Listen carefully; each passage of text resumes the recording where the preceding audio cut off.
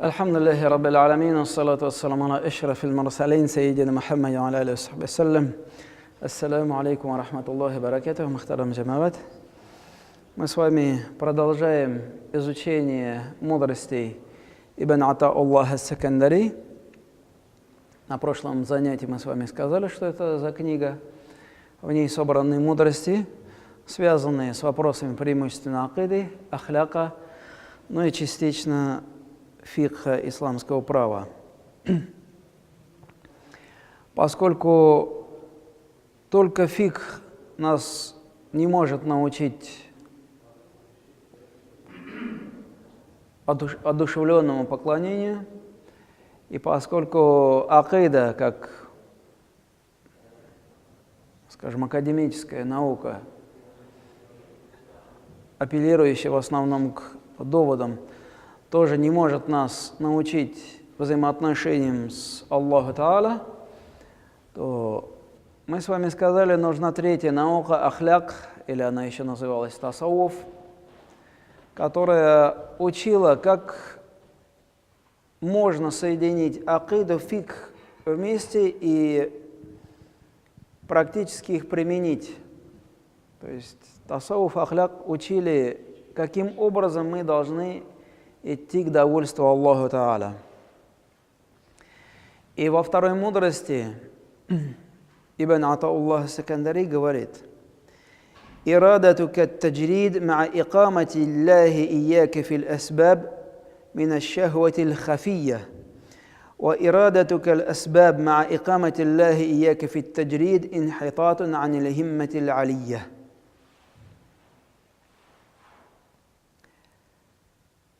Ибн Ата-Аллах ас-Сакандари сказал: твое желание освободиться, стать свободным, несмотря на то, что Аллах Та'аля поместил тебя в мир причин, то есть твое желание освободиться от этих причин, несмотря на то, что Аллах Та'аля подчинил тебя этим причинам, указывает на то, что у тебя в душе есть какой-то скрытый шахва, то есть какое-то тайное желание твоего нафса. И точно так же твое желание или стремление к причинам, то есть причинам бытия, причинам жизни, несмотря на то, что Аллах Та'аля освободил тебя от этих причин временно, говорит о том, что ты отказываешься от великой миссии. Здесь имам Ибн Ата-Аллах ас-Сакандари затрагивает, конечно, тему воспитания нафса, говорит о негативных качествах нафса и рассматривает негативные качества нафса на примере двух состояний верующего. У верующего мусульманина в жизни могут быть два состояния. Первое состояние таджрид, то есть состояние свободы. И второе состояние – это состояние асбаб. Это то состояние, когда человек вынужден общаться с причинами, вынужден предпринимать какие-то действия. И тот человек, которого Аллах Та'аля освободил от, скажем, мирских забот каким-то образом, то есть он освобожден от асбаб, он не должен или у него нет необходимости искать какие-то причины для своего бытия, тот должен вот это свое свободное время посвятить Аллаху Та'аля. И наоборот, если Аллах Та'аля уже этого человека поставил в такое состояние, что он должен искать причины для своего бытия, то есть поддерживать свою жизнь, и, может быть, не только свою жизнь, а жизнь тех, за кого он ответственен, этот человек не имеет права сказать: нет, я хочу освободиться и посвятить себя Аллаху Та'аля. То есть вот такие два состояния у нас есть в жизни, и мы должны правильно оценивать свое состояние в данный момент и соответствующим образом его использовать. И, конечно, приведем несколько примеров. Первый пример с хаджем. В хадж едут две группы людей. Они и те, и другие, в принципе, хаджи. Но в хаджи у них принципиально разные задачи. И те, и другие, в принципе, они совершают ибадат. Но у них, у этих двух групп людей, задачи совершенно разные. Первая группа людей побольше – это те, кто оплатили путевку в хадж. И они находятся в состоянии таджрид. Они находятся в состоянии свободы от асбаб, вот этих, от причин бытия. То есть, поскольку они накопили достаточное количество денег и заплатили их, они поехали в хадж, то Аллаху Тааля, даровав им эту сумму, даровав им возможность совершить эту поездку, поместил их вот это в состояние свободы. Свободы от мирских деяний. И обязанность этих людей заниматься вот этим поклонением, заниматься ибадатом.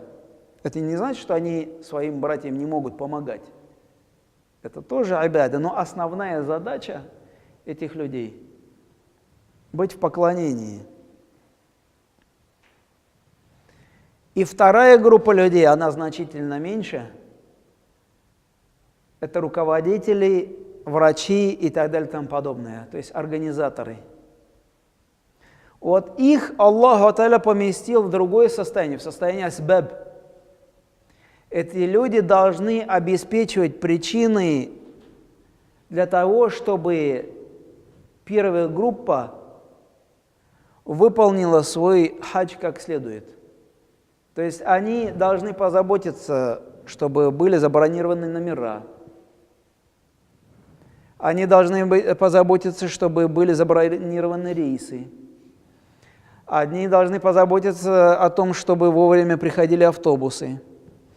Они должны позаботиться, чтобы паломники хаджи своевременно получали питание. Они должны позаботиться, чтобы паломники своевременно получали медицинскую помощь. И вот эта группа людей, скажем, обслуживающие, несмотря на то, что они тоже совершают хадж, ни один из них не имеет права сказать: я сюда хадж совершать приехал, мне это не нужно. Я не буду этими медицинскими делами заниматься, я не буду гостиницами заниматься и так далее и тому подобное. Я приехал сюда делать хадж. Для них это запрещено, потому что, заключив договор с соответствующей организацией, в которой они работают или временно исполняют какие-то услуги, они взяли на себя вот этот аманат. Они взяли на себя этот аманат, и они не вправе сказать: мы этим заниматься не будем, мы приехали совершить ибадат. То есть, как видим, несмотря на то, что и те, и другие приехали в хадж, задачи у них совершенно разные. И если первая группа, которая приехала совершать хадж, они откажут, скажут: ну ладно, этот ибадат немножко подождет, я вот этим займусь. Это будет, как говорит Ибн Атауллах ас-Сакандари, инхитатун анил химматил алия. Это будет отказом от великой миссии. Они приехали с великой миссией. Они эту великую миссию запланировали, они сделали соответствующий ният, великое поклонение сделать ради Аллаху Тааля.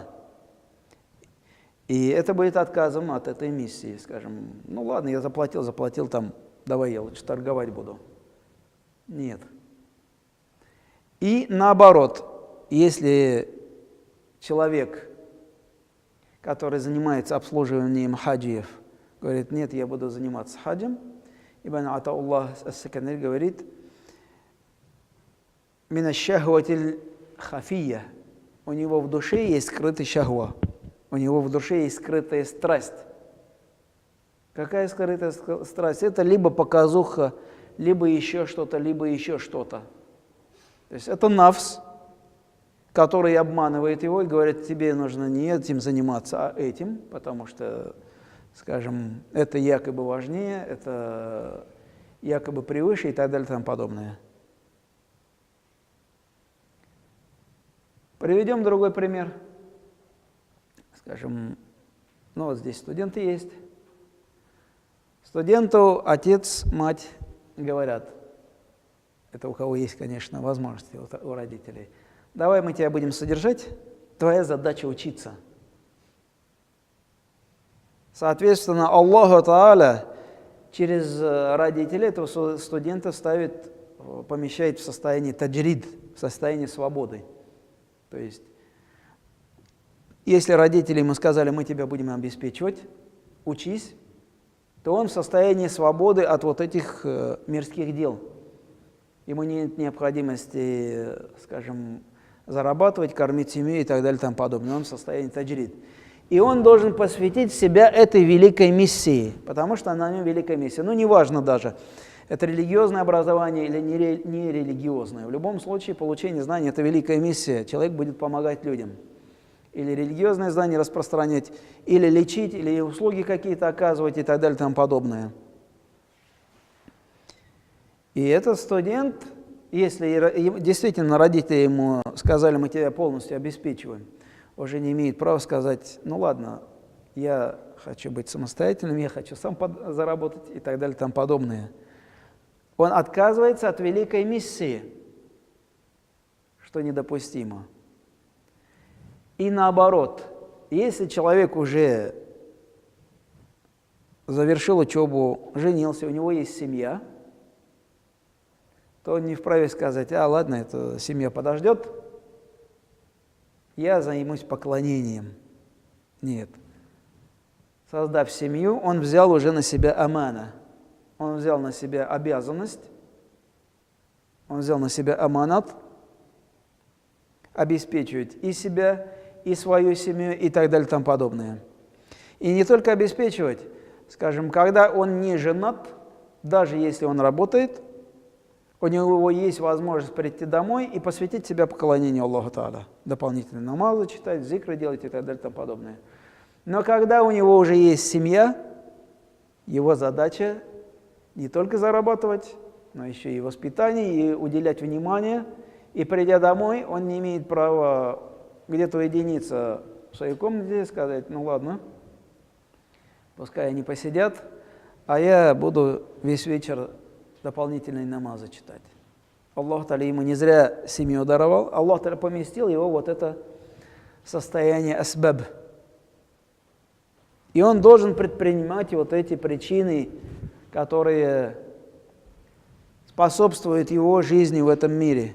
Причины, связанные с работой, семьей и так далее и тому подобное. То же самое, если у человека есть, человек на кого-то работает или человек является предпринимателем. Аллах Та'аля тоже его поместил в состояние асбаб. Если он на кого-то работает, то на нем амана. То время, которое ему отведено, он должен проводить в работе.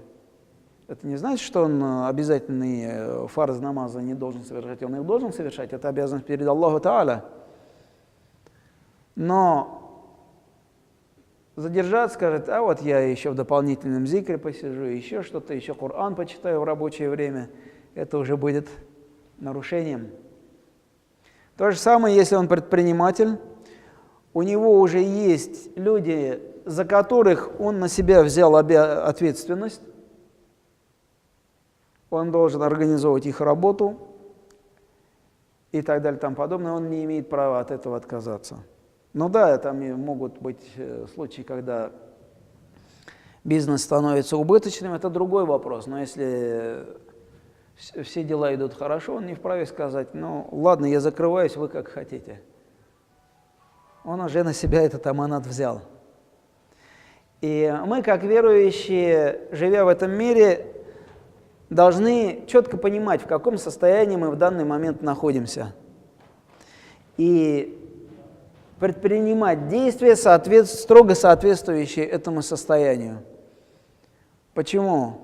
Потому что если студент говорит, Ну ладно, родители пока не знают, я буду подрабатывать, он отказывается от великой миссии. Почему? Потому что он будет служить людям в будущем, если выучится и так далее и тому подобное. И наоборот, если человек говорит, что семья подождет, то вот у меня есть дополнительные поклонения, или семья подождет, то вот им 50 рублей на неделю, Аллах их прокормит, я займусь какими-то другими делами. Это указывает на то, что у него в душе есть какая-то страсть. Как мы с вами сказали, это либо может быть показуха, либо высокомерие, либо еще что-то. То есть он заведомо отказывается от той обязанности, которую на него наложил Аллах Та'аля, и идет, фактически против законов шариата. Он нарушает законы шариата в этом случае. Соответственно, повторяясь уже, каждый из нас должен четко, правильно оценить свое состояние и в соответствии с этим выстраивать свои деяния в этом мире. Но следует помнить всегда, что да, может быть, мы ищем эти асбаб, то есть причины, которые обеспечивают нам пропитание, но если перед нами еще нет халяльных причин, то мы должны оставаться вот в этом состоянии таджрид, свободы. То есть если мы не нашли, другими словами, халяльную работу, то есть либо нам в банке где-то предлагают, либо спиртным торговать, либо еще что-то. Если пока у нас нет предложений, тогда мы еще находимся в состоянии таджрид. Мы еще частично можем себя, кроме поиска работы, посвятить себя поклонению. Но если у нас уже появилась такая возможность, тогда мы должны предпринимать необходимые действия. То есть это не говорит о том, что асбаб, причины, любые причины. Нет, причины только халяльные. И пусть Аллах Та'аля каждому из нас поможет правильно оценить свое состояние и правильно использовать ту обязанность, исполнить ту обязанность, которую Аллах Та'аля на нас наложил. Ихтибар ас-син рахмат.